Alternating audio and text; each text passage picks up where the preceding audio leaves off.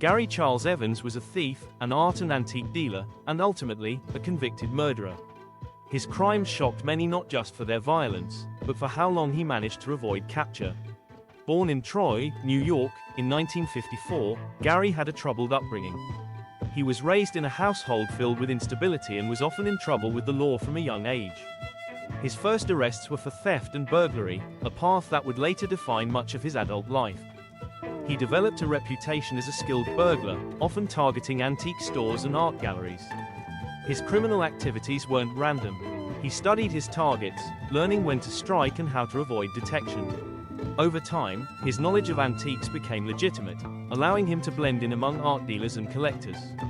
But beneath the surface, Evans was hiding darker secrets. In the late 1980s and early 1990s, several of his close associates began to disappear. Many of these individuals were former partners in crime. At first, their absences were thought to be unrelated, but police began to suspect foul play. It wasn't until 1997 that the truth began to unravel. Evans was arrested in Vermont for burglary, but once in custody, he began to talk. What started as confessions about theft quickly turned into something much more serious. He eventually admitted to killing 5 people over the course of several years. His victims were people he knew, fellow thieves and friends. Evans claimed he murdered them out of fear they would betray him or because they had done so in the past. The confessions led investigators to remains buried in various parts of upstate New York.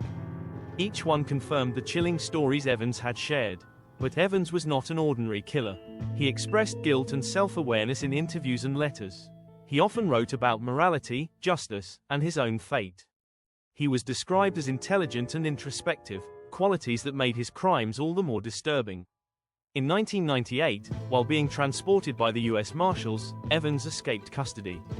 He managed to slip free while being escorted across a bridge in New York. But the escape ended in tragedy. He jumped from the bridge and fell to his death.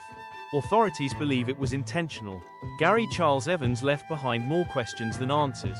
Was he driven by paranoia? Was it betrayal that pushed him to kill, or was it something deeper? To this day, his story continues to fascinate true crime enthusiasts and investigators.